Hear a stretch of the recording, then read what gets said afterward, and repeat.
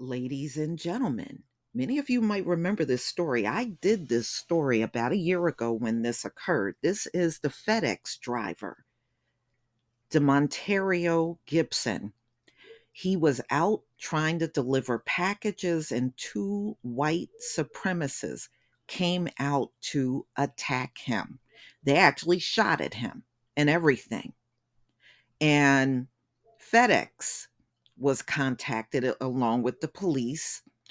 And after the incident was over, FedEx got dragged because they told him, after getting shot at, to continue delivering his his packages for that day, showing zero concern for him or his well being.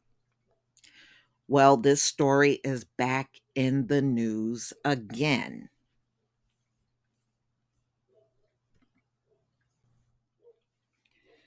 Ladies and gentlemen, these are the two white supremacists that attacked Ontario Gibson. This is Brandon and Gregory Case. And apparently, they have been attacking other people as well. So this is not the first time this is father and son. This is not the first time they have attacked people. But the police have always taken the very light approach with these two men.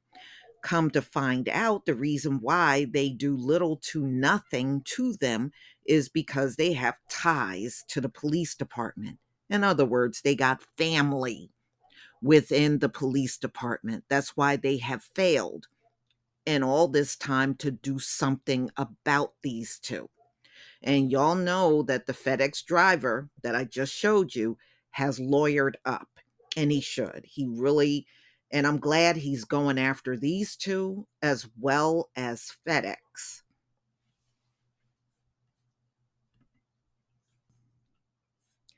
All right, y'all, let's get into this story. So, remember the racist FedEx attack? The culprits may have personal ties with the police. At the top of this year, DeMontario Gibson was racially targeted by two white neighborhood residents as he made deliveries. According to Mother Jones, the police may have gone easy on the attackers because they allegedly had family ties to the department. Plus, they had a long history of making violent threats against the people on their block. So not only did they attack this young man, they have been making threats to other neighbors that live on that street. So they're just out there being a nuisance. But, this is what happens when they won't do anything because the culprits look just like them. All right. So these two have gone out of control. It's just, you know what this reminds me of? It reminds me of Edward Cagney Matthews. Y'all remember him, right? And y'all remember how he spiraled all out of control on the people that lived around him, and he was threatening the black men and women that lived within that development he was in. And his butt is still sitting in jail. That was Mount Laurel police that failed to do their job because he went to high school with quite a few of those cops. And man, did they get dragged. Not only the Mount Laurel police, but the courts, Burlington County courts got dragged on that. And I've been looking for that story because his case gotta be coming up real soon because we're approaching 2023 and he got arrested in 2021. So I've been looking almost all the time for when that case is coming up, and he is still in jail. But look at what it took. It took several years to get that man put in jail, and he was going around threatening and harming people within that development. And this is what they do, unfortunately, when the face look just like theirs, they don't want to do anything. They literally don't want to do anything. So Gregory and Brandon Case profiled Gibson while he was working.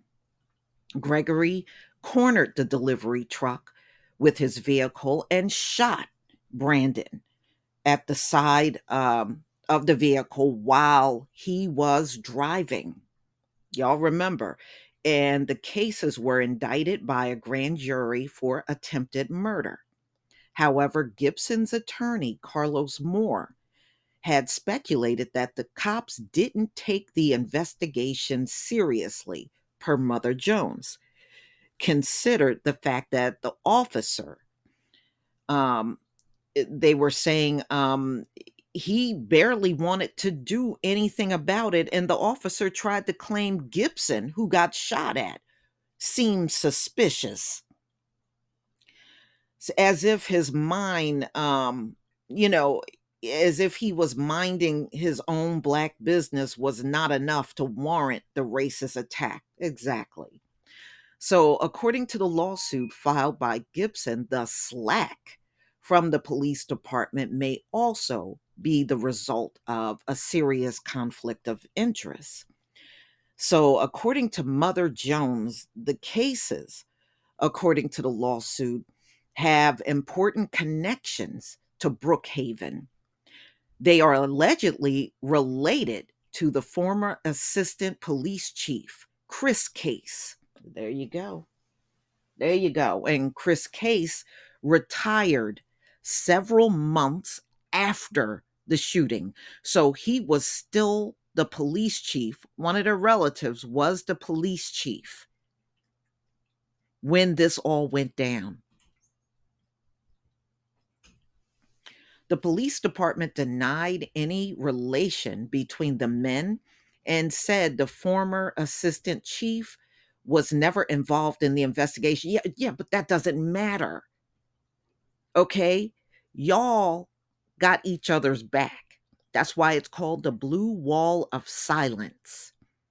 He didn't have to be involved in the case. The fact that they were his relatives and you knew that they all shared the same last name and they were all related, that's why you didn't take the entire investigation seriously. And this is what the lawyer is saying. But Gibson attorney Carlos Moore says the Brookhaven residents still believe there's a family connection and remain concerned about bias. So even the residents there are saying that these guys are all related. I don't think that's a coincidence. They are Brandon and Gregory Case, and the former police chief was Chris Case. And then this happened, and they hardly did any kind of investigation. But you're now saying, oh, it's not because they were related. Okay. Woo. Y'all, don't their lies sound like lies? I mean, it always have, but it just seems like nowadays it's more amplified and more in your face, and we see it for what it is. So, so it's good that his attorney is calling this out. So the police, Moore told reporters, are too close to the kitchen. Most of the cases are related. Nicole Beard Steele, a healthcare worker who previously lived near Gregory and Brandon Case, told me. I believe if it were anyone else, the police would have been knocking down doors. But instead, they are allowed time to turn themselves in. They get special treatment because of who they are. So, this is one of their former neighbors saying this, but the police department is still insisting they are not related. And this neighbor said, yes, they are. Y'all see what's going on here? Oh, these people are a trip.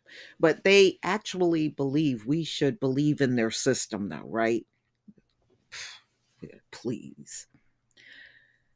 So, ladies and gentlemen, they said, let's say the cases actually don't have relatives in the department. More information on the two suggests they still receive special treatment. In a leak recording, the Brookhaven police chief, Kenneth Collins, had suggested that he knew the cases had a history of gun violence and admitted they regularly attacked other people on the same road as if they own the whole street. Well, yeah, usually if they're getting away with everything, they do tend to act that way. Also, the report says ahead of the grand jury proceedings that the two case men were released from jail on bond and given special protection. Okay, so if they were not related to the police chief at that time, who's now retired, why were you giving them special protection? They were the ones that committed the crime, but they got special protection? These people ain't no damn good. Unfit to lead. The trial date hasn't been set either. For now, the two men who have blatant violent tendencies walk free as if they didn't almost threaten an innocent black man. Mm, mm, mm. Y'all see how the system works, right? It works for them. It doesn't work for anyone else. That's how it's really rigged up. And this dude, let me tell you something. DeMontario Gibson need to sue the hell out of the police department, FedEx, the cases, and everybody involved in this whole thing. I'm glad he's got a lawyer. As you can see, he got shot at, and the Brookhaven Police Department barely want to lift a finger against Gregory and Brandon case, and still trying to give them special protection and everything. Two gun-toting violent men. This is what they're doing for them. They caused the entire situation, but they get special protection. You can't make it up, y'all. Please leave your comment and subscribe. Don't forget to hit on the notification bell, and I'll see you on the next video. Peace, family.